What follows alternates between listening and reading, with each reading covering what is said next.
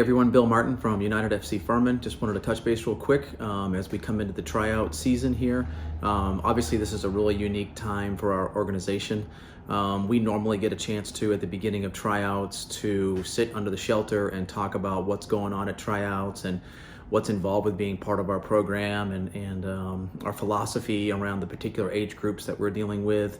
And obviously this year we can't do that. So we're going to use a series of videos that we're going to send to you in advance or during tryouts, so you kind of have a good sense of what's going on, what we're doing, why we're doing it, how we proceed with these age groups, what you're getting into financially, all that kind of stuff. And so I hope this information is valuable to you.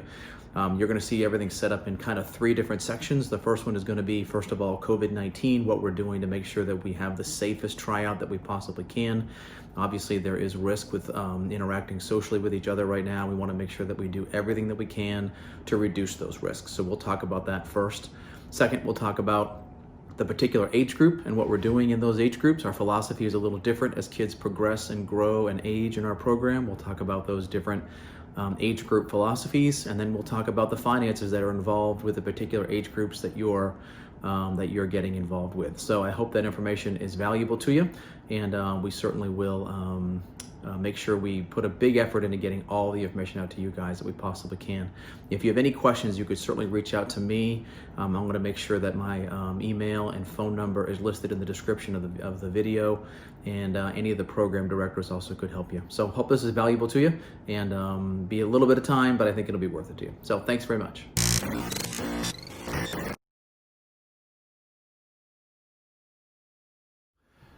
Okay, so let's talk about COVID-19. COVID-19 started affecting our organization on March the 15th when we ceased to function as an organization. This coming Friday, June the 19th, will be the first day that we've actually been able to be back on the soccer fields. So it's had a huge impact on our organization. It's had a huge impact on your families, our community, our nation, our entire world. It literally is an 800-pound gorilla that's in our room and absolutely has to be dealt with. So we're going to go through real quick kind of how we're planning to deal with COVID-19. So first of all, I'm not going to go through in a video and try to explain every little detail of what we're doing. I will tell you that we have agonized over how to handle our players as they come back in.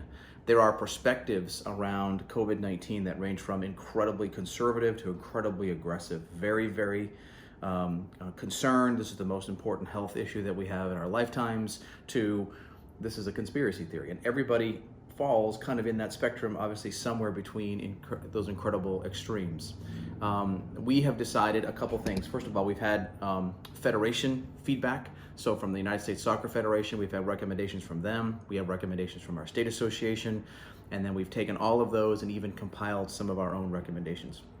I will tell you, first of all, safety is our top priority. We are not going to take any chances with your children. I may do what I think is right for me and my family, but when we're dealing with other people's children, we will make every decision based on the safest possible scenario. So safety is our top concern for sure. We've adopted a better safe than sorry approach, which doesn't really do it justice. You're going to see a lot of things on the soccer field, and you can, in the description of the video here as well, you can get a link to the South Carolina Youth Soccer recommendations for returning to play, and you can get our recommendations for returning to play. Please look at those, print those, bring those to the fields. If you see anything that's not getting handled correctly, please bring those to my attention. We want to make sure that we get this right when it comes to safety around COVID-19. A few of the things that you would see potentially on the field that are going to be different. One of them is we've delayed starting. We were allowed to start as early as June the 13th, but we've decided to wait until June the 19th just to give our organization, our community, more time to deal with the virus in general. We didn't want to be the first ones to jump out of the gate because we just felt like we didn't need to. You know, we could take a slower approach and still be able to get this right. So I hope that you saw our delay as being an attempt to be safer. You're going to see everyone wearing PPE, so personal protective equipment. Masks and gloves are going to be worn by all the staff, all the volunteers, all the coaches, all the time. And so if you see somebody not taking those precautions, please let us know. But we've made a huge effort to make sure everybody is taking care of that. The amount of time that we're on the soccer field is going to be reduced. So each session should not exceed an hour at the most of actual playing time. We may get on the field, we may talk, we may organize, but from a start to finish, physical exertion time, we think about an hour is about the extent of what we want to see the kids doing. That's, again, recommendations that are coming to us. And then enormous efforts into social distancing. So just a very few number of kids on the field at one time, field separated. We can't play big soccer. 5v5 is the biggest that you're going to see out there. And so keeping our lines spread out, keeping the kids spread out, not having a lot of kids on the soccer field at one time. We don't have 2, 3, 4 age groups coming at the same time where there are hundreds of kids in this park. The numbers should look small and should be small. So those are just a few of the things that you're going to see. And again, I'm not going to list every little item that we've gone through, but those would be the conspicuous things that you would see. State recommendations, our recommendations, all going to be listed in the description on the video here as well. So we hope that you can take a minute and look through those. We have put a lot of time and effort into it. We want to make sure that we get it right. And at the end of the day, safety is our top priority as we come through this very challenging time.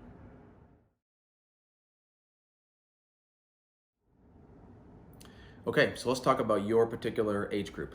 This age group is 08 and 07 boys and girls. This is a super exciting age group for us. It's personally one of my favorite places to be active in coaching as an individual coach. I love working with kids at this age. The 08s and 07s are 13s and 14s, and they are an extension of our academy philosophy. So if you think about our academy starts at 9, 10, 11, and 12. And our focus is individual skill development. We use 1v0 training, just me and my ball, and small group training in the academy. As we come into the select portion now at 13 and 14, these players are playing 11v11 now, which is super exciting. Everything gets a little bit bigger from a training standpoint, so we do a lot of individual development, but we're now starting to train in groups of 2v2s and 4v4s.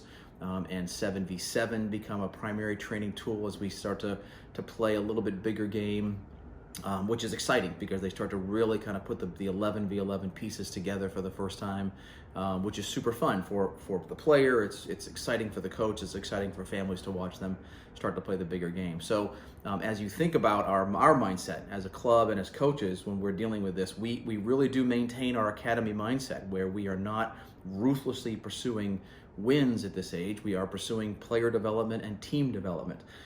We do bring an important concept in play that we wouldn't have had in the academy. In the academy, we would have talked a lot about, don't worry about the winning and the losing, worry about development. In the select program at 13 and 14, we are training to be competitive. We do want to see the teams be better every time they win, or rather every time they play. And if they win this weekend or lose this weekend, we certainly see that. We certainly watch that. But we are not necessarily training to win on Saturday. We are training to be better every Saturday, to be more competitive every Saturday as they move forward. So there is a competitive element in it. We are training to try to be more competitive every time they go out and they play. We want to see those players and those groups and those teams move forward competitively on a weekly basis, and the coaches are working there. We do have a select curriculum that would look very different than our academy curriculum. That's exciting. It's been designed by Cesar Flores, our select director, and we implement that curriculum for certainly 60% of the season is curriculum driven, where we're right on exactly the same curriculum. Each age group has multiple teams, so we would have an elite team and a black roster. Typically with each of the age groups, our teams are flighted elite, black, white, and gold. And so each grouping is flighted based on ability and level of play. But there is a lot of interchange still at the ages of 13 and 14, where these kids move around between those rosters. So you won't see rigid lines between the elite team and the black roster or the white roster. You'll see that can be very fluid, where kids can and do and should move around. These age groups should train together pretty regularly. I would say 50% of the time we'd be looking to see these teams train together with a lead coach, a secondary coach, some mixing of players. About 50% of the time we would see that happening in these age groups as well. So again, super fun time for the kids, and from a coaching standpoint, to see them start to play 11v11 and start to feel the big game is exciting as we start to move into these age groups.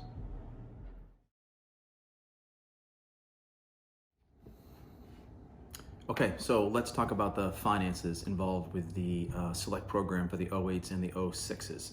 Attached in the description of the video is going to be a link to the select program player contract, and this is for our 9-month program. So the 08s and the 07s do play all year round. 06s and above play with their clubs in the fall and their high schools in the springtime. So this is still a 9-month program, and the contract should reflect that. Now, this obviously is a unique year, and we do have a plan A and a plan B when it comes to functioning. Plan A is we get started in August and we function until the end of April, like a normal year. We're a normal 9-month program. Plan B is if we have another wintertime surge of COVID-19, we do have a COVID-19 plan B. And our plan with that is we're going to do a 5-4 program where we'll have a 5-month programming and 5-month finances. And then again in the springtime, we will have a 4-month program with 4-month finances. You don't have to re-register, you don't have to do anything. But we didn't want people to make a 9-month program to get shut down again, like we did last March. We got shut down with the last 30 days of programming. If that kind of thing happens again, we wanted to make sure that we were prepared to deal with it for us as an organization, for our members when it comes to budgeting and laying out finances. We wanted to make sure that if that happened again, we were prepared to deal with it. So the plan is we will go through the fall. We'll make a fall commitment from members, fall commitment from the club, fall commitment for your finances, fall commitment for our expenses. That will resolve after the November payment. And then we'll reevaluate what things are looking like as we look to restart again in December and then move forward. And if we see something large on the horizon in February, March, we're going to make decisions around that as best we can as we come into that second season. So plan A is we're a 9-month program. Plan B is we're a 5-4. So at this point, members are making a 5-month commitment, which we feel like is a pretty safe place to be at this point. Again, you should have the player contract. So download that from the description and you've got that to look at. It basically breaks up into 3 different sections. The first section is just an introductory portion, and we do talk about the 5-4 program coming into the fall. There's a list of player expectations, which I will not read word for word. None of that should surprise anybody, but please do look through it with your player. There's a list of parent expectations below that. Please do look through that as a parent. We generally speaking don't have a lot of problem with those kinds of things at the club. Communicate with your coaches, encourage your players. Don't referee from the sidelines, or rather don't coach from the sidelines. Don't referee from the sidelines either, but we don't have a lot of trouble with that stuff, but please familiarize yourself with that and be reminded of just player expectations and parent expectations as we come through the season. The second page gives you a financial timeline so that you understand kind of what you're getting into, and it reviews a few things: obligations to the programs, no refunds, withdrawing a player, those kinds of things. You're going to look through those bullet points at the top of the second page. And then we work hard to make sure that people understand what you're committing to when you come into our program. So we have a timeline set up that should reflect what you pay, when you pay it, where you get it, all of that kind of stuff. So let's work through that real quickly. We're doing tryouts here in June. When tryouts are finished, we'll post rosters. Members have 3 days to get online and accept those positions and make a deposit to the program. That happens in June. You'll get emails from that as soon as those are available to function. We will have members pay their team fees at the middle of July, July the 15th. Team fees cover tournaments. So if a team is doing 2 or 3 tournaments, we take the cost of those tournaments, the cost of the coach's travel, divided by the 18 players that are on the roster, and we assign a team fee. Team fees are, generally speaking, a little more expensive for elite teams and a little less expensive for second level teams. So we will know what tournaments people are going to, we'll know how much those tournaments are going to cost and be able to communicate that to you. I would say at this point we are about 90% through that. So that would be information you would have in late June or early July for these age groups. Also on this financial timeline, please notice that there is an elite price point and a second roster price point. So you pay based on your level of play. At the end of the day, the elite teams cost a lot more to get onto the field, and second rosters don't cost as much. Most of those cost differences revolve around referee fees and travel, but you will see that there's 2 separate sets of fees depending on the level of play that you work through. So June is your deposit, July is your team fee, and then July is when the first payment comes due. This all feels a little bit cramped this year because we obviously normally do tryouts in May. You make a deposit in May. June is when the first payment would come due. and then July team fees would come through. So everything is a little bit compressed. So again, make plans financially for the month of July. That is going to get a little bit tricky. Right at the beginning of August, you need to make sure you get your uniform kit. So we put out some announcements about our new uniform kit. We did extend our contract with Under Armour. It is a much nicer kit. There's a men's kit, a men's cut. There's a women's kit, a women's cut. They're different colors. It's a much higher quality kit. We're very excited about it. So with your uniform kit, you get a home and away, shorts, socks, and 2 training jerseys. Some teams may decide to bring in the third kit if they want to have that third option to play in, and each team would make that decision for themselves. The full uniform kit, all included, is $135 for the kit. So we're very pleased with that. That's a big thank you to Under Armour and a big thank you to Mike Myros over at First Team Sports by getting us in such a high quality kit at such a good price. So we're still very pleased with that price point. You do get that kit over at First Team Sports. So just go over there. You'll get an email saying, hey everybody, uniform kits are ready. Please make sure you go over and get it. At the end of the day, you need to make sure you've got it before matches start. And I would not wait until the Friday afternoon before your first game on Saturday. Should be ready for you by the beginning of August, and you'll get emails about when you should go be prepared to do that. Program fees are then due in August, September, October, and November. Again, depending on your level of play. You'll notice that we've got a line drawn at the end of the November payment. That is when the fall commitment for members and the fall commitment for the club would end right there. So we will take a good look at the end of the fall season after the November payments have been made and see how are things progressing. Are we looking like we're gonna have a February, March problem when it comes to COVID-19, or does it look like we're in the clear and gonna be able to continue to function? If we're able to continue to function, payments will just stay the way they are. You'll have a debit card on file. Everything will start to continue to click forward as we go forward. So hard line at the end of November. Take a good look for your family. We're going to take a good look for our organization, and then kind of launch into a spring season as we go forward into a spring season. We would certainly be communicating with everybody in middle of November, late November, as far as how things are progressing on that front. We've made a lot of changes to our budget as an organization to be able to be in a place where we compartmentalize our expenses so that we can help our members understand that if we have some sort of a problem, that we're prepared to deal with it financially on our end, and that we're prepared to handle membership fairly on your end. So that's our plan A and plan B. If you've lived in a COVID-19 world for 90 days like I have, you understand that we may be on plan C or D when we get there. I'd like to think that at the end of the spring season, everybody understood that we worked hard to treat our members fairly. And if we certainly would do exactly the same thing as we come into the spring season, if we have some sort of a situation. But we wanted to make sure you knew plan A and plan B are in place. And if we have to get to plan C, we'll make sure that we handle our membership fairly if we get to the point where we have to do that, okay? At the bottom, there is a couple ideas as far as other things going on this summer. This is a really unique summertime as well. As an organization, we're not doing anything this summer. We don't feel like it's a good time for us to have large amounts of mobilization going on. So we're not going to be doing anything. We're not hosting camps. We're not doing any of that kind of stuff. Normally we would go to Furman University for team camps and academy camps and day camps. All of those have been canceled. I do know, and you'll see at the bottom, that the Copa Indoor League is running in certain capacities. You could certainly check with those guys about what they have going on, or talk to Cesar about that. And then the guys over at KPF, Knights Performance Factory, amazing partners for us. Those guys are still up and running and functioning over there as well. If you want to get in and do some performance training, those guys are amazing and they do great work over there too. So you can get involved with those guys as well, okay? If you have any questions about the finances of that, please grab a program director or grab me, and I'm happy to walk you through anything that we have going on. But typically that gets things covered for you pretty well, all right? Thank you very much.